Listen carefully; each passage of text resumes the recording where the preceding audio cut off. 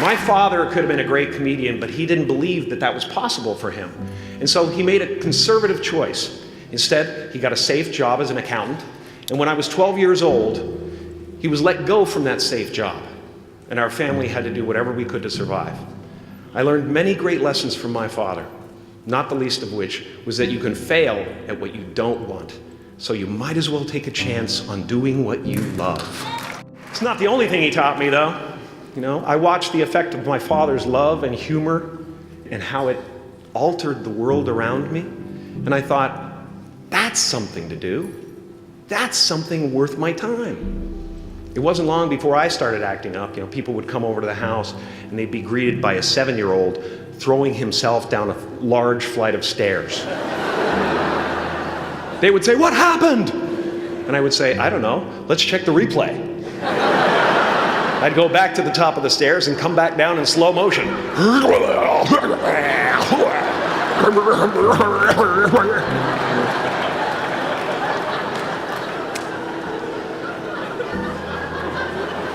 It was a very strange household. My father used to brag that I wasn't a ham, I was the whole pig. And he treated my talent as if it was his second chance. When I was about 28, after a decade as a professional comedian, I realized one night in LA that the purpose of my life had always been to free people from concern, just like my dad. And when I realized this, I dubbed my new devotion the Church of Freedom from Concern. The Church of FFC.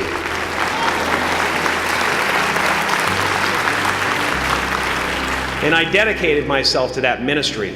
What's yours? How will you serve the world? What do they need that your talent can provide? That's all you have to figure out. As someone who's done what you're about to go and do, I can tell you from experience, the effect you have on others is the most valuable currency there is. Because everything you gain in life will rot and fall apart, and all that will be left of you is what was in your heart. My choosing to free people from concern got me to the top of a mountain. Look where I am. Look what I get to do. Everywhere I go. I'm going to get emotional because when I tap into this, it really is extraordinary to me. I did something that made people present their best selves to me wherever I go. I've often said that I wished people could realize all their dreams and wealth and fame, and so that they could see that it's not where you're going to find your sense of completion. Like many of you, I was concerned about going out into the world and doing something bigger than myself, until someone smarter than myself made me realize that there is nothing bigger than myself. Because life doesn't happen to you, it happens for you. How do I know this? I don't, but I'm making sound, and that's the important thing. That's what I'm here to do. Sometimes I think that's the only thing that's important, really, you know? It's just letting each other know we're here, reminding each other that we're part of a larger self. Your job is not to figure out how it's going to happen for you, but to open the door in your head, and when the door opens in real life, just walk through it. And don't worry if you miss your cue, because there's always doors opening. They keep opening. And when I say life doesn't happen to you, it happens for you, I really don't know if that's true. I'm just making a conscious choice to perceive challenges as something beneficial so that I can deal with them in the most productive way. You'll come up with your own style. That's part of the fun. Oh, and why not take a chance on faith as well? Not religion, but faith. Not hope, but faith. I don't believe in hope. Hope is a beggar. Hope walks through the fire and faith leaps over it.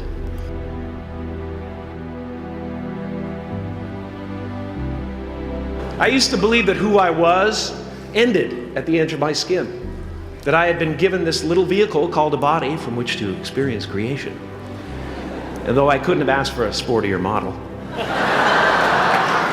it was, after all, a loaner and would have to be returned. Then I learned that everything outside the vehicle was part of me too. And now I drive a convertible.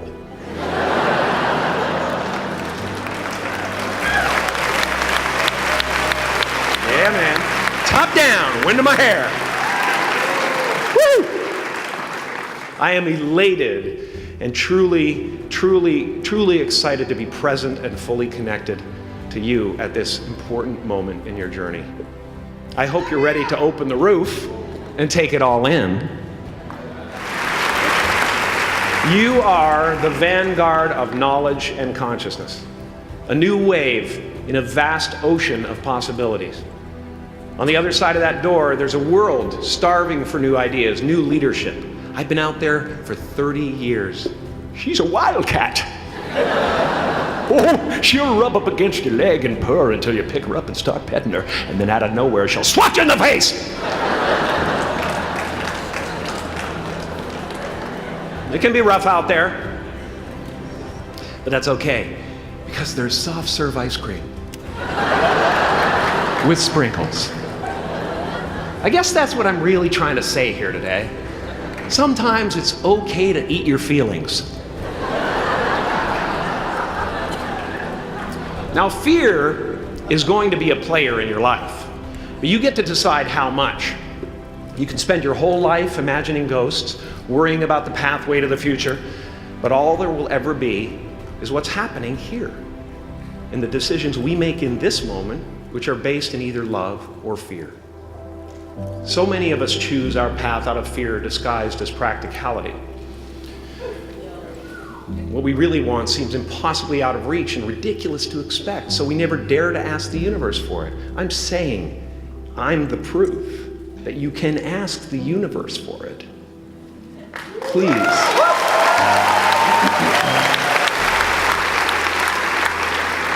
I am at the top of the mountain, and I was, and the only one I hadn't freed was myself, and that's when my search for identity deepened. I wondered who I'd be without my fame. Who would I be if I said things that people didn't want to hear? Or if I defied their expectations of me? And that peace that we're after lies somewhere beyond personality, beyond the perception of others, beyond invention and disguise, even beyond effort itself. You can join the game, fight the wars, play with form all you want, but to find real peace, you have to let the armor go. Your need for acceptance can make you invisible in this world. Don't let anything stand in the way of the light that shines through this form. Risk being seen in all of your glory.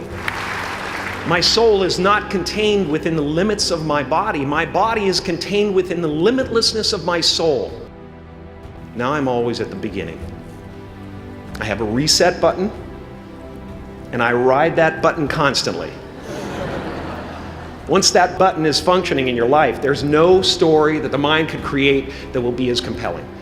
The imagination is always manufacturing scenarios, both good and bad, and the ego tries to keep you trapped in the multiplex of the mind.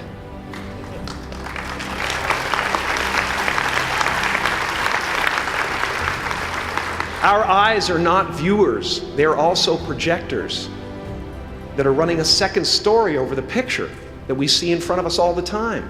Fear is writing that script, and the working title is, I'll Never Be Enough. I had a substitute teacher from Ireland in the 2nd grade that told my class during morning prayer that when she wants something, anything at all, she prays for it and promises something in return, and she always gets what she wants. Well, I'm sitting at the back of the classroom, thinking, wow, my family can't afford a bike, So I went home and I prayed for one. And I promised I would recite the rosary every night in exchange. Broke that promise. But 2 weeks later, I got home from school to find a brand new Mustang bike with a banana seat and Easy Rider handlebars. Yeah. From fool to cool. My family informed me that I had won the bike in a raffle that a friend of mine had entered my name in without my knowledge whatsoever. So that type of thing has been happening to me ever since. And as far as I can tell, it's just about letting the universe know what you want, and working toward it while letting go of how it comes to pass.